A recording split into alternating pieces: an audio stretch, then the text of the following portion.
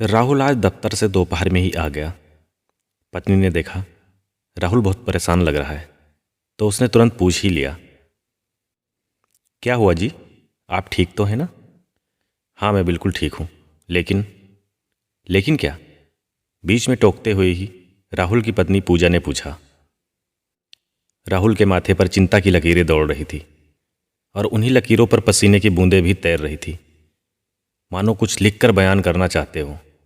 आप कुछ बोलते क्यों नहीं हो? पूजा ने पूछा, लेकिन राहुल अभी भी जवाब देने की हालत में नहीं लग रहा था। फिर भी उसने हिम्मत कर बताने की कोशिश की।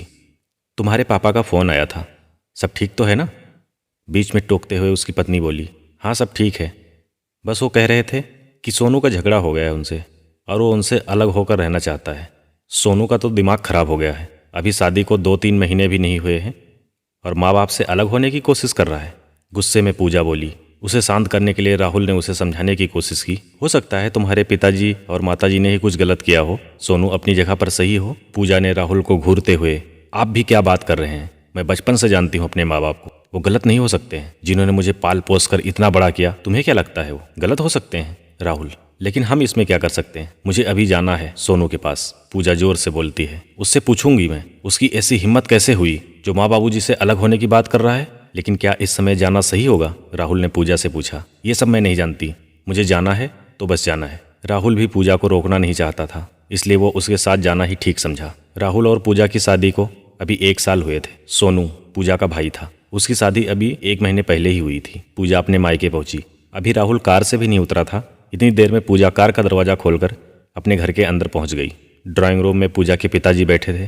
पूजा गुस्से से तिलमिलाई हुई उनके पास पहुंची और बोली, कहाँ है सोनू? लगता है उसका दिमाग खराब हो गया है। उसकी इतनी हिम्मत कैसे हुई कि आपसे अलग रहने का ख्याल भी आया उसे? पूजा के पिता हैरान रहकर उसकी तरफ देखने लगे, फिर कुछ चिंतित आवाज में बोले, पूजा बेटा क्या बोल रही हो तुम?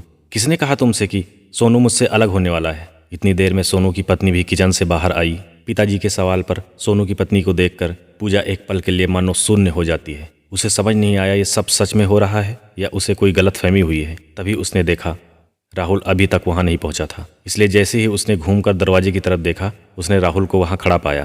तब तक उधर पूजा की माँ भी आ जाती हैं। इससे पहले कि पूजा राहुल से कुछ बोल पाती, राहुल बोल पड़ा, मैंने झूठ बोला था। लेकिन क्यों? पूजा राहुल से पूछती है। अब तो खड़े वहां सब लोग राहुल की तरफ देख रहे थे और मानो सभी पूछ रहे थे कि राहुल आखिर बात क्या है। इस पर राहुल बोलता है कि पूजा, मैंने तुमसे झूठ बोला था कि तुम्हारा भाई तुम्हारे माँ बाप से अलग होने वाला है, क्योंकि मेरे माँ बाप भी गलत नहीं हो सकते हैं। मैं भी उनके साथ बचपन से रहा हूँ। जरूर गलती तुम्हारी रही होगी। आज तुम कह रही हो मेरे माँ बाप गलत नहीं है, मेरा भाई गलत है, इसी तरह मैं भी कह रहा हूँ मेरे माँ बाप गलत नहीं है, कहीं ना कहीं तुम्हारी गलती रही होगी। इस पर पूजा सब समझ जाती है और उसे एहसास हो जाता है। उसकी आंखों में आंसू आ जाते हैं और वो कांपते हुई आवाज में बोलती है, राहुल मुझे माफ़ कर दो, हम आज ही माँ बाबूजी को अपने घर ले आएंगे। शायद मैं ही नहीं उन्हें समझ पाई और हमने उन्हें घर से निकाल दिया था। इस पर राहुल उसका आंसू पोंछते हुए पूजा से कहता है, वो गए ही कहाँ थे? इस पर पूजा कहती है, क्या मतलब है तुम्हारा? राहुल उससे बताता है कि मैंने अपने माँ बाप को अपनी बड़ी बहन के यहाँ भेज दिया था, मैं उन्हें फ़ोन कर देता हूँ, तुम घर चलो। तुम्हारे घर पहुँचने से पहले ही